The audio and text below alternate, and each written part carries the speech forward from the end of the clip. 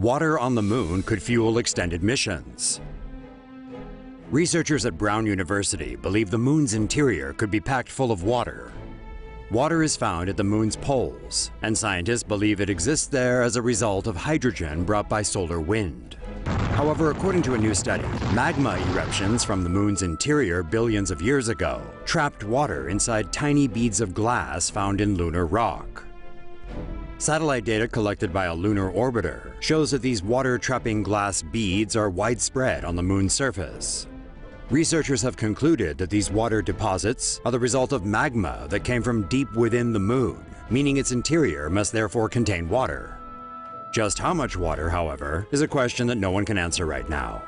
But the researchers say future missions to the moon could potentially extract water from its surface, which would open the door to longer stays up there. Say no to safe spaces on YouTube. Support TomoNews at patreon.com/TomoNews. We've still got a lot to learn about our closest neighbor. And you thought the moon was made of cheese. Researchers in Israel have revived a decades-old theory that the moon was created by a series of collisions in space. Many scientists believe the moon was created when a Mars-sized planet crashed into Earth billions of years ago. However, the Israeli researchers say simulations show their theory is the correct one. According to some experts, the moon was created over millions of years by objects in space colliding with Earth. Multiple impacts sent material from the planet flying into space. That material then began orbiting Earth. The objects hit Earth at different angles, which sent more material into space than would have occurred from a single impact. According to researchers, the objects that collided with Earth had between 1/100th and 1/10th of the planet's mass. So much material was excavated from Earth by these collisions that a ring of debris formed around the planet. As the debris orbited Earth, it then collided, forming small moons known as moonlets.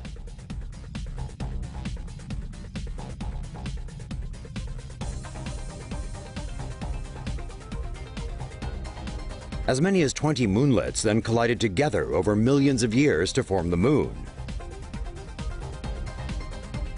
The researchers say this explains why the moon has an Earth-like chemical makeup.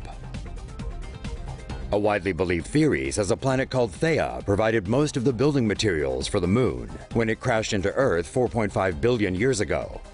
But now the Israeli scientists say more research into the interiors of Earth and the moon is needed to prove their theory right.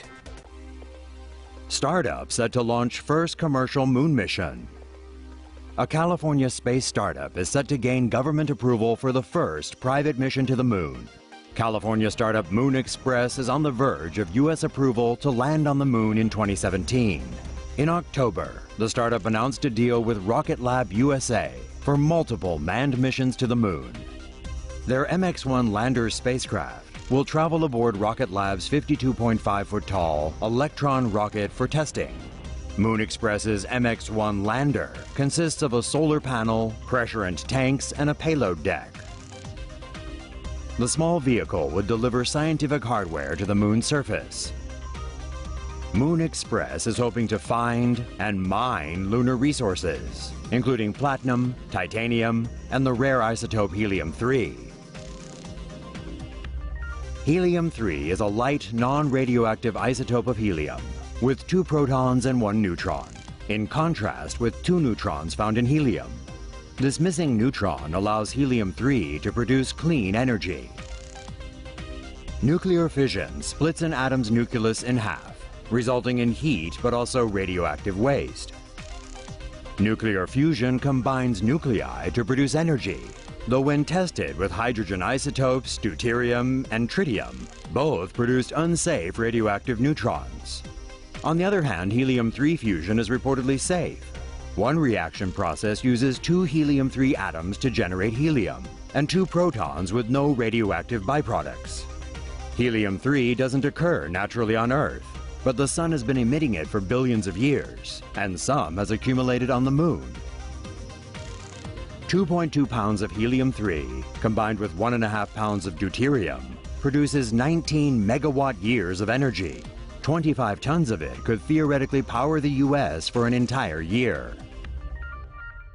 Say no to safe spaces on YouTube. Support TomoNews at patreon.com/TomoNews. Russia plans to build a permanent moon base by 2030. According to the Russian news agency TASS, the Kremlin plans to put a permanent base on the surface of the moon by 2030. Russia's eventual manned mission to the moon will involve the payload and the upper stage of the Angara A-5V heavy lift carrier rocket. The rockets, launched in pairs, will all carry a piece of equipment essential to the moon mission. Each rocket can carry up to 700 tons.